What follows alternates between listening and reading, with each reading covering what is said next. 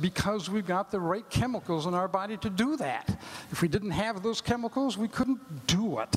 So anytime you talk about any kind of emotions, we've got them, and so do lots of other animals. If we want to talk, we can even talk about plants, for heaven's sakes. If insects attack a maple tree, that maple tree gives off a chemical called a pheromone that goes out through the rest of the forest and unites with the leaves and the trees and the rest of the forest. Those trees pick up that pheromone, and then they produce a chemical to withstand the insect infection. That's important for those trees to be able to do that. It's important for them to be able to communicate with each other by using chemicals. It's important for us to do the same thing. What we smell on each other is important. What we see on each other is important. Those things are controlled by DNA. Can you teach your child to love? Can you teach your child to hate? Sure you can. But you can do it because those chemicals are there. We are an animal that has the ability to make our environment part of so we can survive. We can control our environment. We can control it because we've got intelligence. We can control it because we have emotions. We get those things. We get the basic cards we play with from DNA. Some of us get a better deck than the rest. What are you going to do about that? And the answer is, you can't do anything about it. You can try to fit into your environment.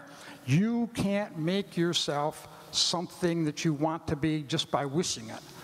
You were a sperm and an egg, you know, and that sperm and an egg developed from a lot of cells. Let me. I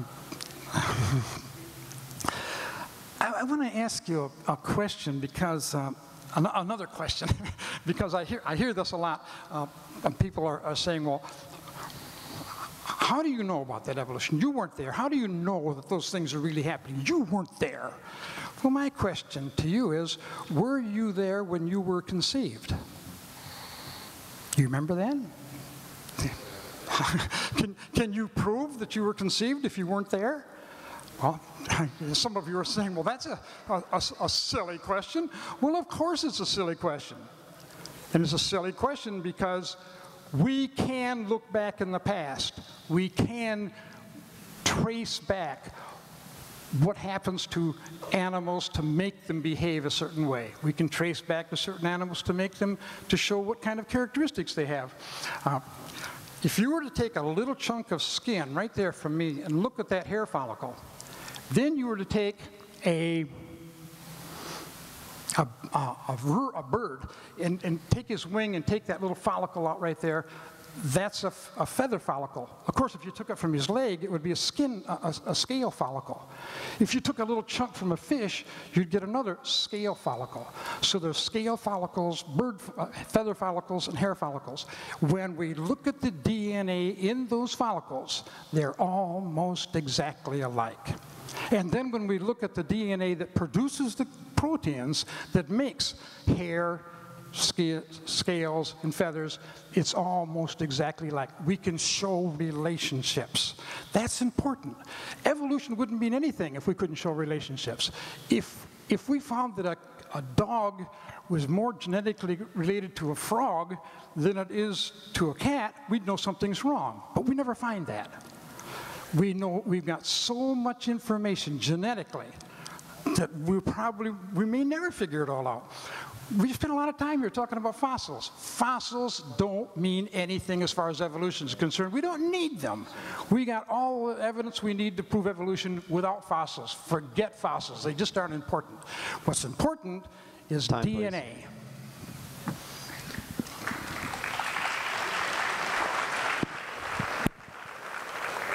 All right. The question was, what's the purpose of life? Okay.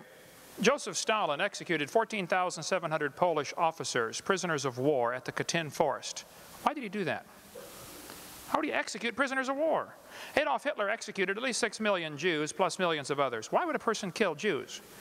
Well, Hitler thought they were an inferior species that hadn't evolved as far. He was actually trying to speed up the evolution process. 1975 to 79, the Khmer Rouge, under the leadership of Pol Pot, executed more than 1/3 of their entire population. Check out the killing fields. Why did they do that? Why were the Australian Aborigines treated like they were animals? Why were Australian Aboriginal skulls dug up out of graves, or people were executed and their skulls were boiled down and they're sold to museums in America to have displays for evolution because they have a bigger jaw than other humans do? Kip Kinkle said, if there was a God, he wouldn't let me feel the way I do. There is no God, only hate. Well, on May 21st, 1998, 15-year-old Kip Kinkle, a student at Thurston High School in Oregon, entered the cafeteria, fired more than 50 rounds from a semi-automatic rifle. 26 students were injured, 2 were killed. Later, the bodies of his parents were found in his home. He was arrested, taken to a police headquarters where he attempted to murder a detective. He said, if there was a God, he wouldn't let me feel the way I do. So there's no God, only hate. Why have violent crimes increased nearly 1,000% since I was a boy? And that's the time evolution became a popular theory in our textbook. Dylan Klebold and Eric Harris made a video prior to the Columbine shootings. They're talking about a football player. They said he doesn't deserve the jaw evolution gave him. Look for his jaw. It won't be on his body. Klebold's father was a geologist who believed in evolution. Both Eric and Dylan were followers of Nazi teachings. The shooting took place on Hitler's birthday on purpose. It was planned to commemorate Hitler.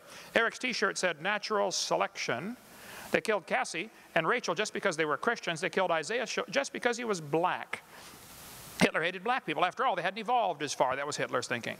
The clothes may give a clue to the thinking of these teenagers. It said natural selection. Yes. What about this natural selection? Well, natural selection selects. It doesn't create a thing. It selects. That's all it can do. It's not a creation process. We go into that some other time. So my answer to the question is there a purpose to life? Absolutely, there certainly is. God created this universe with a plan. He created man with a purpose.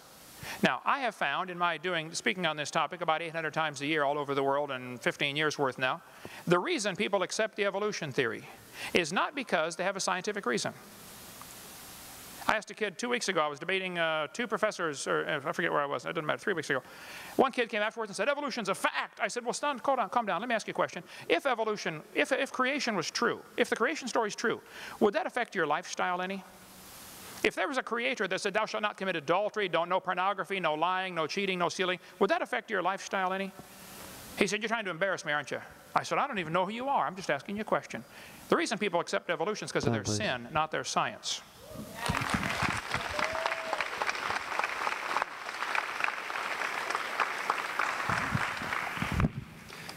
Dr. Hovind, this question is going to you first. You've mentioned the second law of thermodynamics to prove that God must have provided the initial energy or the initial something in the universe. Have you considered that some of the laws of nature only work in certain situations? For example, Newtonian physics breaks down towards the speed of light. So does the second law of thermodynamics really prove that God created the universe? There are several ways to define the second law of thermodynamics. There's all kinds, let me try to get, well, it'll take me a minute, but basically they all boil down to the same thing. Matter, everything tends toward disorder, okay? Things don't order. That doesn't prove God created the universe, and it certainly doesn't prove the biblical view, okay? And it doesn't prove everybody ought to become an independent, temperamental, fundamental, right-wing, radical, chicken-eating Baptist like me. However, if you keep studying, you will get there, okay? I think the second law of thermodynamics demonstrates there must have been a beginning. Since everything is winding down, everything is falling apart, there had to be a beginning. There had to be something that wound it up. So yes, I think the second law of thermodynamics is proof positive that there was a beginning.